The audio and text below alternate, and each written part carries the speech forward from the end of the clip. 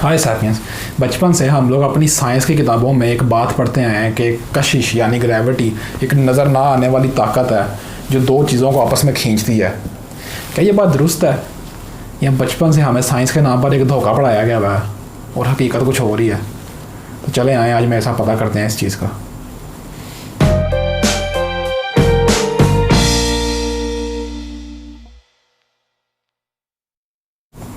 तो ये जो अभी मैंने वीडियो के शुरू में आपको बात बताई, इस वीडियो को एक बहुत मशहूर साइंटिस्ट है उन्होंने बोला था। इनका नाम था सर आइजैक न्यूटन। आप सब ने भी नाम सुना होगा इनका। ये वही न्यूटन है जो अपने 3 लॉज ऑफ मोशन के लिए बहुत ज़्यादा मशहूर है, जिन्होंने हमें बचपन में बहुत तंग किया था। लेकिन ये न्यूटन जो से थे ये बहुत मशहूर साइंटिस्ट है। इन्होंने हमें एक्सप्लेन किया, बताया पूरी दुनिया को असल में ग्रेविटी है क्या चीज़, कि ग्रेविटी एक ऐसी ताकत है जो दो चीज़ों को आपस में खींचती है और जितना ज़्यादा इन दो चीज़ों का आपस में फासला बढ़ता जाए उतनी ही ग्रेविटी भी कमज़ोर होती जाती है। यानी कि अगर दो चीज़ें करीब होगी तो ग्रेविटी ज़्यादा होगी और दूर होगी तो ग्रेविटी कम होगी। लेकिन न्यूटन बहुत बड़े साइंटिस्ट थे, लेकिन वो एक सवाल का जवाब नहीं ढूंढ पाए। वो उलझन में थे और इसी उलझन में इस दुनिया से चले गए, लेकिन वो सवाल का जवाब नहीं ढूंढ सके। वो सवाल ये था कि ठीक है, हमने मान लिया कि ग्रेविटी खींचती है दो चीज़ों को, लेकिन क्यों खींचती है? क्या मसला है इसको? क्यों ग्रेविटी दो चीज़ों को खींचती है? जाने क्यों नहीं देती दो चीज़ों को? इस सवाल का जवाब नहीं कभी वो ढूंढ पाए। तो इस सवाल का जवाब हमें न्यूटन के जाने के तकरीबन दुनिया से 200 से 250 साल बाद जाके मिला। एक और साइंटिस्ट जो बहुत मशहूर साइंटिस्ट है, उन्होंने हमें इस सवाल का, इस क्यों का जवाब दिया। इनफैक्ट वो इतने, आपने भी उनका नाम सुना होगा ज़रूर, वो इतने मशहूर साइंटिस्ट थे कि उनको इंसानी हिस्ट्री का सबसे मशहूर साइंटिस्ट माना जाता है। उनका नाम है एल्बर्ट आइंस्टाइन।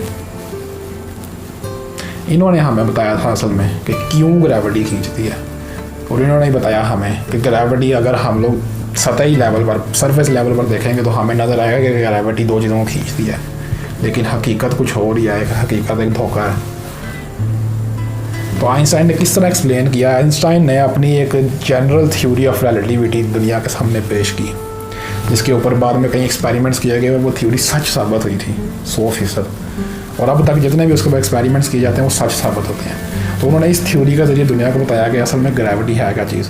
मैं पूरी थ्योरी नहीं बताऊँगा, उसका एक मोटा सा पॉइंट आपको बताऊँगा, सिर्फ बहुत आसान लफ्ज़ों में था कि आपको समझ आएगा ये थ्योरी कहती ही है। तो उन्होंने कहा कि ये जो हमारी पूरी कायनात है, आइंस्टाइन ने जिस तरह एक्सप्लेन किया कि हमारी जो पूरी कायनात है उसके अंदर जितनी भी खला है, स्पेस जिसको हम लोग बोलते हैं, खाली खला जो दुनिया के बाहर और दुनिया के अंदर भी, खाली खला जौन सी है वो बिल्कुल एक कपड़े की तरह है। और ये कपड़ा हमारी कायनात के चारों तरफ फैला हुआ है, हर डायरेक्शन में फैला हुआ है। और ये कपड़ा अगर आप किसी भी कपड़े को यूँ खींच के पकड़ेंगे जब, तो आप देखेंगे वो कपड़ा बिल्कुल सीधा रहता है, स्मूथ होता है, उस पर कोई भी उभार या कोई गड़बड़ नहीं होती, बिल्कुल सीधा होता है। लेकिन हाँ, जैसे ही अगर आप कोई ऐसी चीज़ उसके ऊपर रखेंगे, उस कपड़े के ऊपर, जिसका कोई वज़न या हुजम होगा, या मास जिसे हम लोग बोलते हैं इंग्लिश में, वेट कुछ और चीज़ है, उसका मैं फिर किसी वीडियो में आपको बताऊंगा कि हुजम और वज़न में फ़र्क क्या है असल में। तो अगर आप वो चीज़ कोई ऐसी रखेंगे उस कपड़े पर, तो आप देखेंगे कि वो कपड़ा अपने आप अंदर चला जाएगा उस चीज़ की हुजम की वजह से या वज़न की वजह से, और उस कपड़े के ऊपर एक उभार सा बन जाएगा या एक धंस जाएगा अंदर की तरफ कपड़ा। और जैसे ही हम लोग कोई और दूसरी चीज़ उस कपड़े के ऊपर रखेंगे तो वो चीज़ अपने आप उस दूसरी चीज़ की तरफ खींच जाएगी या गिरना शुरू हो जाएगी उसकी तरफ। तो ये इस तरह से आइंस्टाइन ने बताया कि किसी भी के खला के कपड़े के ऊपर मास की वजह से बनने वाला उभार या कर्व को आइंस्टाइन ने नाम दिया ग्रेविटी का। ये थी उनके मुताबिक ग्रेविटी, यानी कि ये कोई ताकत नहीं है। हाँ, अगर हम लोग सतही लेवल पर देखेंगे तो हमें नज़र आएगा कि अगर हम लोग उस कपड़े के ऊपर दूसरी चीज़ छोड़ेंगे तो ऑटोमेटिकली उसकी तरफ गिरना शुरू हो जाएगी। तो हमें नज़र आएगा कि वाकई में ग्रेविटी एक ताकत है जो दो चीज़ों को खींचती है। तो उस लिहाज से न्यूटन भी दुरुस्त थे, लेकिन आइंस्टाइन ने हमें बताया कि असल में क्यों ग्रेविटी खींचती है, इस कर्व की वजह से खींचती है ग्रेविटी। तो अगर हम लोग इस नज़रिए के मुताबिक पूरी कायनात को देखना शुरू करें तो उसके अंदर जितनी भी ये चीज़ें हैं, हमारी दुनिया, सूरज, चाँद, सितारे जितने भी हैं, हमारा चाँद हमारी दुनिया का चक्कर लगाता है, हमारी दुनिया जो सी सूरज का चक्कर लगाती है। तो इस नज़रिए के मुताबिक फिर ये एक दूसरे का चक्कर नहीं लगा रहे, बल्कि ये एक दूसरे की तरफ गिर रहे हैं।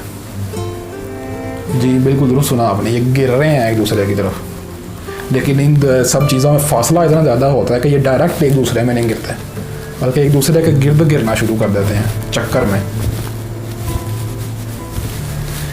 इस तरह से उन्होंने एक्सप्लेन किया था ग्रेविटी है, ये होती है ग्रेविटी असल में। तो ये एक छोटा सा इंट्रोडक्शन था ग्रेविटी का। मैंने पूरी थ्योरी नहीं बताई उनकी, क्योंकि बहुत ज़्यादा लंबी वीडियो हो जाएगी, बोरिंग हो जाएगी।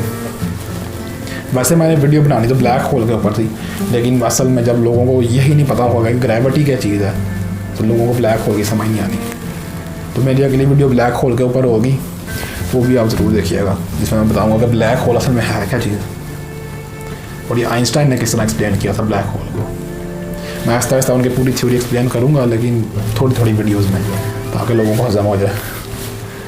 तो आप मेरी इस वीडियो को लाइक करिएगा, शेयर करिएगा, मेरे चैनल को सब्सक्राइब करें यहाँ पे टच करके। साथ में ये कुछ वीडियोज़ हैं पुरानी, इनको भी ज़रूर देखिएगा, बहुत मज़ा आएगा आपको देखने का। और अपना ख्याल रखिएगा, हम लोग अगली वीडियो में मिलेंगे।